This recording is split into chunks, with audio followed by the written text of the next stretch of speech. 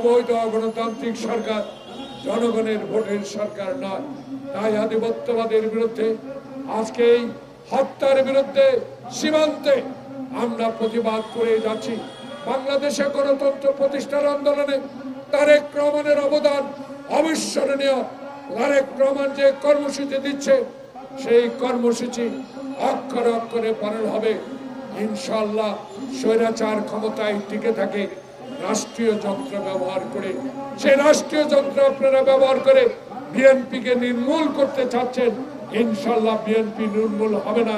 BNP যুগে যুগে টিকে থাকবে। এই তরুণ নেতাদেরকে নিয়ে তারেক রহমান বাংলাদেশে একদিন সরকার প্রধান হবে ইনশাআল্লাহ। বাংলাদেশে গণতন্ত্র থাকবে না, সেই জন্য একটি অগণতান্ত্রিক সরকারকে 24 ঘন্টা 24 দিন বছরকে বছর আপনি সমর্থন দিয়ে যাবেন, আর বাংলাদেশের জনগণ তা গ্রহণ করবে। কখনো হতে পারে না, কখনো হতে দেওয়া হবে না। বেশি তাদের বন্ধু, প্রতিবেশী তাদের বন্ধু, আমাদেরও বন্ধু। কিন্তু যে বন্ধু লুট করে নিয়ে যাবে, যে বন্ধু বাংলাদেশকে শূন্যের কোঠায় পৌঁছে দিবে, যে বন্ধু ফেলানকে গুলি করে তার কাঁটায় ঝুলিয়ে রাখবে, যে বন্ধু আমার ন্যায্য পানির হিস থেকে আমদানি করেছেন,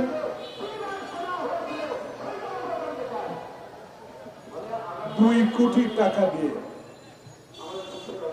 আর বাংলাদেশ থেকে যেই দেশের বিরুদ্ধে আজকে কথা বলার জন্য নবীন দল এই সভার আয়োজন করেছেন, সেই দেশে বাংলাদেশ থেকে কত রেমিটেন্স যায়, কত হাজার হাজার ডলার চলে যায়, সেই খবর কি আওয়ামী লীগ সরকার রাখে? এই ক্ষমতায় থেকে মানুষকে আর অবহেলার দিকে ঠেলে দেবেন না, অবহেলা করবেন না।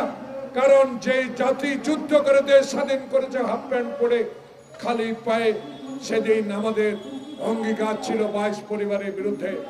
আজকে লক্ষ পরিবার বানিয়েছেন। আজকে আপনাদের ঘরোয়া লোক এমপি সাহেব যখন সংসদে দাবি করে সরকারি কর্মকর্তার বিরুদ্ধে, দুদুকে আজকে রিট করে হাইকোর্টে, তাকে গ্রেপ্তার করা হয় না, তার বিরুদ্ধে তদন্ত করে তাকে আইনের আওতায় আনা হয় না। আজকে আওয়ামী লীগের উপজেলা চেয়ারম্যানের নির্বাচনে আজকে পত্রিকায় দেখি এমপিদের থেকেও আজকে দুর্নীতিবাদ চেয়ারম্যানেরা আপনাদের দলের নির্বাচন করছে। কয়জনকে গ্রেপ্তার করেছেন? কয়জন এমপির বিরুদ্ধে আপনারা তদন্ত করে দুদুকে আজকে মামলা দায়ের করেছেন? কারণ করবেন না, করার কারণ নাই।